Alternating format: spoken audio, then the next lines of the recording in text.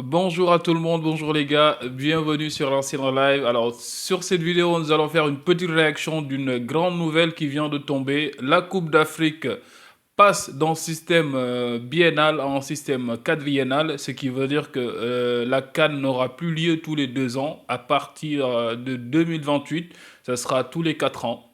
Après 2028. C'est une nouvelle qui va tout changer.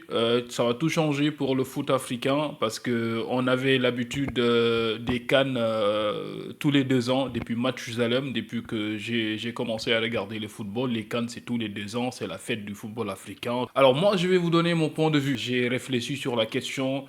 Voilà, donc j'ai fait mon analyse de la situation parce que ça va être une question qui va partager les avis, à mon avis. Donc il y aura des gens qui seront d'accord et il y aura des gens qui ne seront pas d'accord.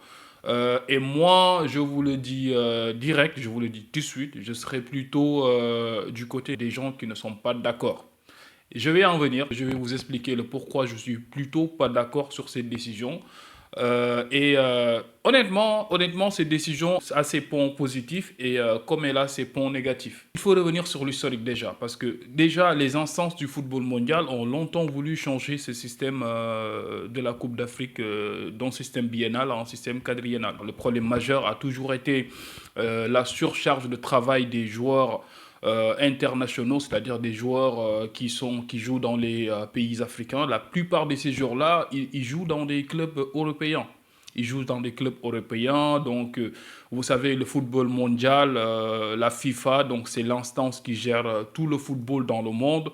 La CAF, l'UEFA, la CONCACAF, le CONMEBOL et toutes ces organisations-là sont sous la tutelle de la FIFA. Donc, c'est la FIFA qui gère le foot mondial.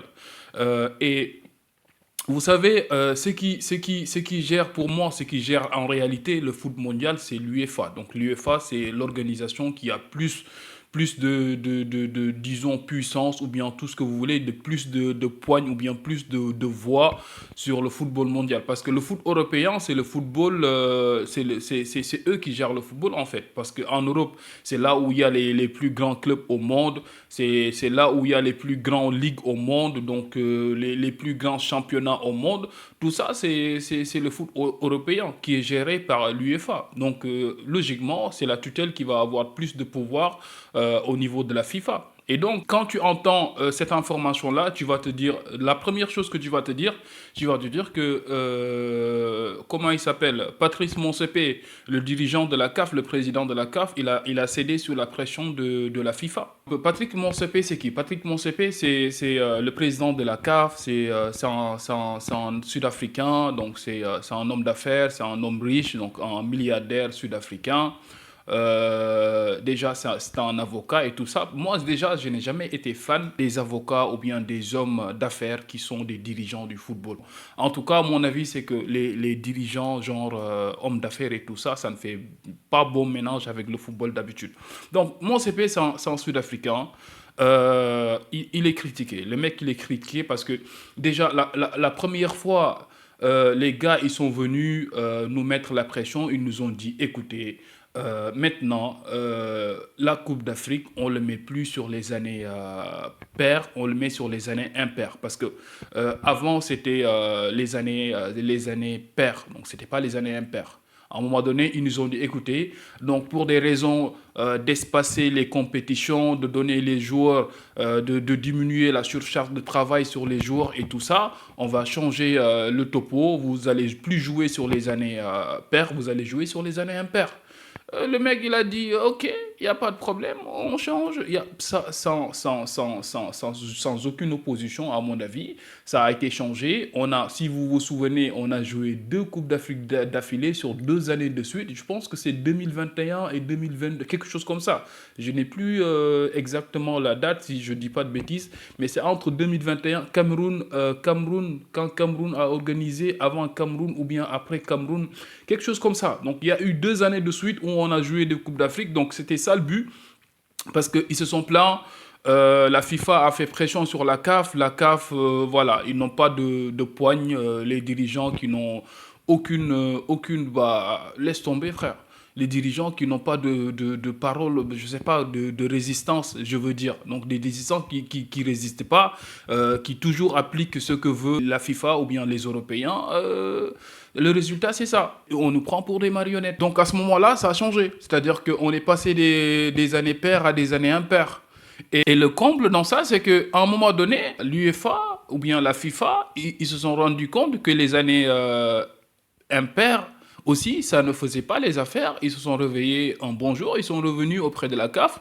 Euh, En fait, les années impaires, c'est pas bien, vous changez. L'autre, il est là, mon CP, genre, il va se dire, pourquoi? Ils vont lui dire, il n'y a pas de pourquoi, vous changez. Il va dire, oui, oui, oui, oui, oui, monsieur, oui, monsieur. En fait, c'est ça. En Afrique, il nous manque des hommes, en fait. Il nous manque des hommes de caractère, en fait. Des hommes qui ont du charisme, qui savent s'opposer, qui savent faire valoir leurs valeurs, faire valoir leurs paroles, faire valoir leur continent. Il manque des hommes, en fait. Il nous manque des hommes de valeur, mon gars. Il nous manque des hommes de valeur, en fait.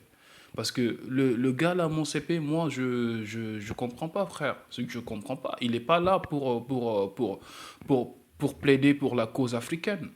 Le mec, il ne plaide pas pour la cause africaine, ça se voit clairement, parce que on le prend pour une marionnette, en fait.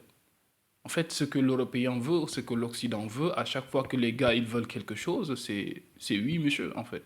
C'est oui, monsieur. C'est rageant, frère. Wallah, c'est rageant. Alors, donc, on va revenir sur les points positifs et les points négatifs pour un peu vous donner mon avis sur la chose. Donc, alors, nous allons commencer par les points positifs. Donc, les points positifs, ils ont dit que ce sera l'augmentation des primes à la CAN. Donc, ils vont augmenter substantiellement les primes des joueurs à la CAN.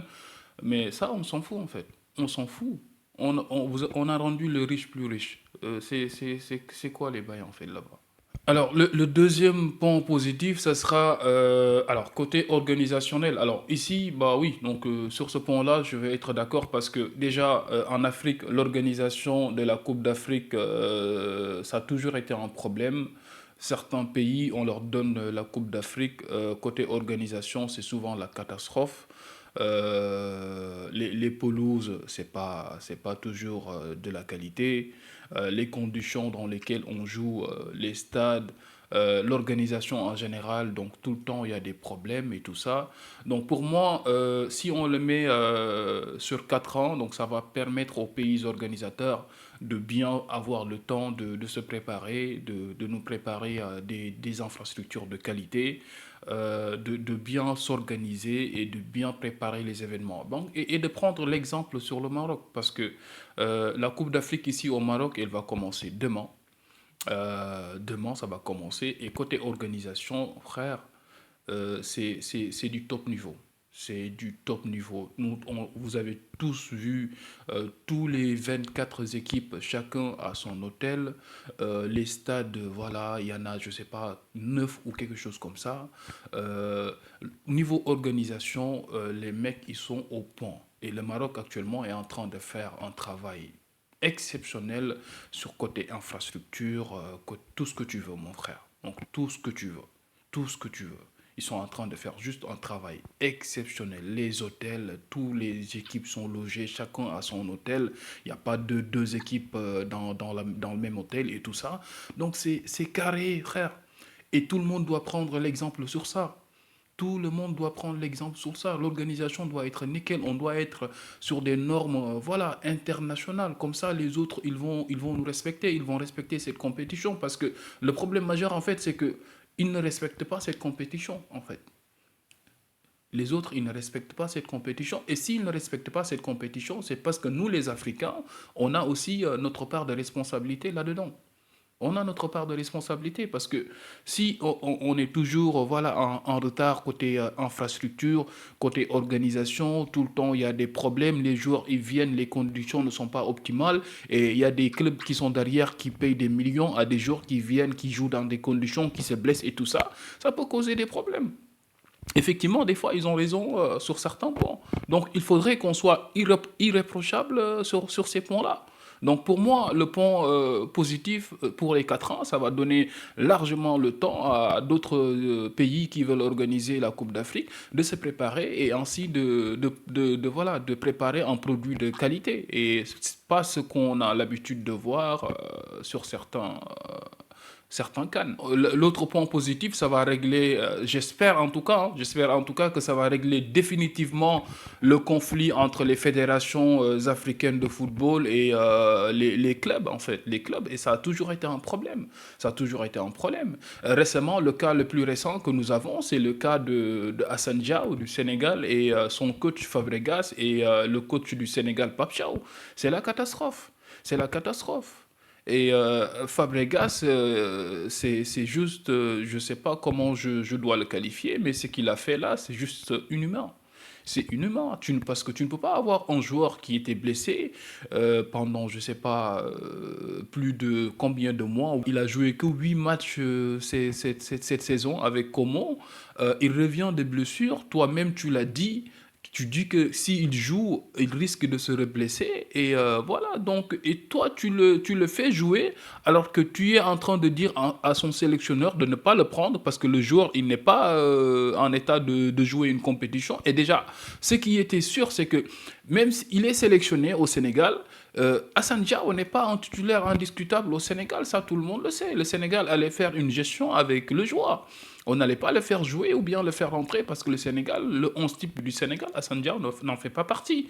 Et toi, tu es pas content, tu te dis que ils vont le prendre, pendant toute l'année on l'a pas eu, c'est nous qui payons le salaire du joueur et vous le prenez, donc autant que vous le prenez, moi je vais le faire prendre, je vais le faire jouer juste avant qu'il parte à la CAN. Et il laisse en plus, ce qui fait le plus mal, c'est qu'il laisse les joueurs jusqu'au 15, en fait, jusqu'au 15, alors que la CAN, elle commence le 21. La deadline, c'est le 15. Donc, tu as 5 jours, tu récupères ton joueur 5 jours avant la compétition. Mais ça aussi, il faut qu'on en parle. C'est abusé, frère. C'est abusé. C'est abusé. À quel moment, frère, tu laisses le joueur jusqu'à... En plus, tu le fais jouer, il se blesse, tu pars en conférence de presse, tu as l'audace de dire que je l'avais dit, je le savais, hein, il s'est blessé, vu que, voilà, autant que de le laisser partir pendant un mois, nous, on va l'utiliser parce que c'est nous qui payons son salaire. C'est des problèmes comme ça. Des problèmes comme ça, c'est inimaginable. Fabregas, j'avais beaucoup de respect pour le coach Fabregas, pas pour le coach Fabregas, mais pour le joueur Fabregas, le joueur qu'il était. C'était un ancien du Barça, de Arsenal et tout ça, mais surtout FC Barcelone. Beaucoup de respect pour le joueur qu'il était, mais actuellement là, beaucoup moins. Beaucoup moins avec ses agissements récemment, beaucoup moins, frère. Beaucoup moins. D'ailleurs, il a reçu beaucoup d'insultes et de critiques de la part des Sénégalais sur les réseaux sociaux. Voilà, donc je dirais, d'une part, c'est mérité, mais le racisme, les gars, il faut arrêter. Donc, il y a certains propos, le racisme et tout ça, il ne faut pas, frère. Il ne faut pas aller jusqu'à là. Quand c'est le contraire, voilà, donc on le déplore, donc il ne faut pas aller jusqu'à là. Ça n'en vaut pas la peine. C'est juste le football, il faut que ça s'arrête là. Du coup, voilà, nous espérons que ça va régler cette question-là une bonne fois pour toutes. Que si on le met sur les 4 ans, on n'aura plus des problèmes comme celui-là. Donc, bah, en tout cas, il y a une chose. Ils l'avaient mis sur les années impaires, ils l'ont remis sur les années paires, ça n'a pas réglé le problème. Espérons qu'ils ne vont pas le mettre sur les 4 ans et qu'on revienne toujours sur ces questions-là. Pour moi, ce sera un échec retentissant parce que vous ne pouvez pas venir aujourd'hui nous imposer que maintenant c'est 4 ans et qu'on revienne derrière sur des questions genre je ne veux pas voir partir mon jour et qu'on a toujours ces problèmes-là. Voilà. Donc, autre point positif pour moi, c'est ça. Alors, là, on passe au point négatif. Le premier point négatif, ça va être la Ligue des Nations. Donc, ils vont passer la Coupe d'Afrique sur les 4 ans et ils vont nous mettre la Ligue des Nations. Ils vont faire un copier-coller de la Ligue des Nations européenne. Mais déjà, nous on parle du fait que notre Coupe d'Afrique, vous l'avez mis sur les 4 ans.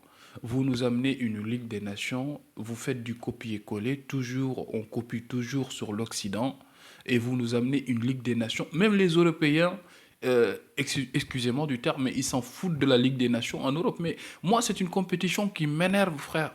La Ligue des Nations, à quoi elle sert cette Ligue des Nations? Il n'y a plus de matchs amicaux. Tout le temps, ils sont en train de jouer des compétitions. Frère, tu te perds. La Ligue des Champions, maintenant, ils l'ont fait en championnat.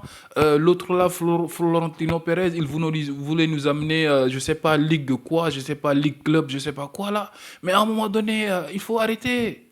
Il faut arrêter. La Ligue des Nations, personne ne suit la Ligue des Nations. La compétition, je sais pas, c'est le Portugal qui l'a gagné la dernière fois. Tout le monde s'en fout. Et vous nous amenez une Ligue des Nations alors que l'une Ligue des... Quand même, frère. Quand même. Et l'excuse qu'il nous donne, ça va permettre de générer des revenus chaque année et blablabla. À un moment donné, frère. Vous nous prenez les 2 ans de chaque 2 ans la CAN, vous nous mettez une Ligue des Nations qui ne sert absolument à rien du tout, à mon avis. Je sais pas, ouais, je sais pas. À voir, à voir. On verra ce que ça va donner. Mais la Ligue des Nations, en tout cas, la Ligue des Nations européenne, frère, elle ne sert absolument à rien. Aucun intérêt, pas de saveur, ni de sel, ni de sucre, rien. Walou.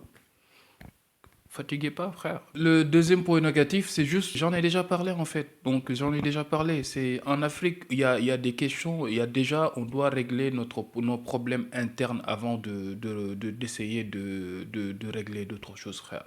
Mon CP, déjà, mon gars, toi, il y a un problème de gouvernance, comme on sait tout le temps en Afrique, il y a des problèmes de gouvernance, mauvaise gestion financière, il n'y a pas de transparence dans la gestion des ressources et tout ça. Il y a le problème de l'arbitrage. Chaque année, chaque Coupe d'Afrique, il y a un problème d'arbitrage. Chaque Coupe d'Afrique, hein.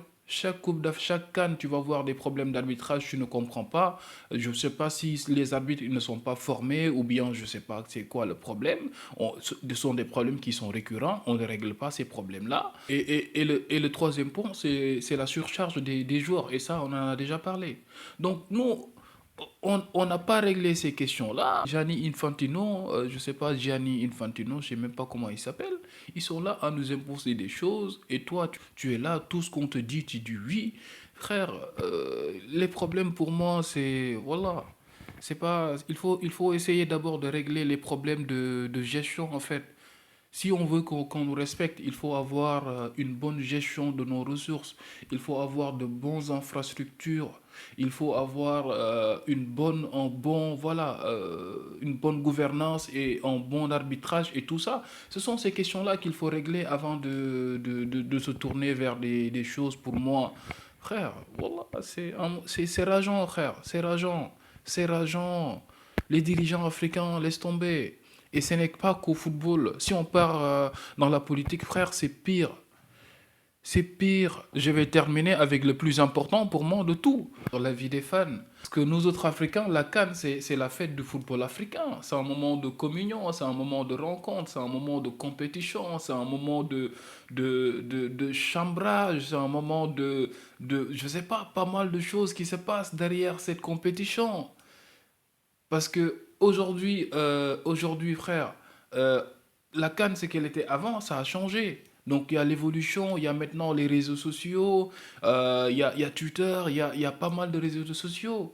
Maintenant, frère, la CAN, c'est un événement. C'est un événement. Et pour moi, le plus important dans tout ça, oui, c'est les acteurs, mais aussi c'est les fans. Parce que si cette compétition, elle a pris une autre dimension, c'est à cause des fans. Parce que ce sont les fans qui regardent. C'est nous c'est à cause des fans que cette compétition a une importance. Donc si vous prenez pas l'avis des fans, si vous prenez pas l'avis des Africains, vous êtes là pourquoi au final? Vous êtes là pourquoi au final, frère? Vous êtes là pourquoi? Vous êtes là pour dire oui à Gianni Infantino, à tout ce qu'il veut, à ses désirs. Oui, monsieur. Hein, tout ce que tu veux. Oui, monsieur. C'est comme ça. En Afrique, comme tout le temps, en fait. Oui, monsieur. Oui, monsieur. Oui. Baissez la tête. Oui, monsieur. À un moment donné. Bon, voilà, les gars. Voilà mon avis sur ce changement. Avis partagé, hein, avis partagé. Après, c'est mon avis à chaud, donc peut-être avec le temps qu'il peut y avoir des points positifs, on ne sait jamais. Donc n'hésitez pas à me dire ce que vous pensez dans les commentaires. Dites-moi votre avis sur ce changement. Pour moi, en tout cas, à chaud actuellement, je suis pas d'accord. Parce qu'à la rigueur, s'il l'avait mis sur 3 ans, on aurait pu comprendre. Mais 4 ans, frère, c'est beaucoup. 4 ans. 4 ans dans une vie. Imagine, 4 ans. 4 years, bro. Come on, bro. C'est beaucoup, frère. Mais bon, en tout cas, on verra ce qui va se passer. La CAN, elle commence demain, la CAN 2025. Et c'est parti, mon gars. C'est parti, le Sénégal. Rec! Rec! You know what I'm talking about. Sénégal, rec, mon gars. Donc voilà, le Sénégal, Inch'Allah, force au Sénégal qui va commencer le mardi. On est tous derrière les Lions et bonne chance à tous les autres nations africaines. Le Maroc qui commence demain contre les Comores, je pense, c'est ça, oui. Donc voilà, bonne chance aussi à tout le monde. C'est Racine en live. N'hésitez pas à me dire hein, ce que vous pensez sur voilà, sur ce débat. Donnez-moi vos avis, vos opinions là-dessus. On va débattre là-dessus. Voilà. Donc, abonnez-vous, likez la chaîne, activez la cloche de notification. On est parti pour la CAN. On sera là en live pour tous les matchs. Bah, pas tous les matchs, hein, pour la plupart des matchs. Tout ce qu'on peut faire, en tout cas, on va faire au mieux. Il y aura des surprises hein, qui vont venir aussi. Il y aura des surprises. Abonnez-vous les gars, likez, activez la cloche de notification et surtout commentez et débattons, parlons-en. Donc, that's it. It's your boy and I'm out.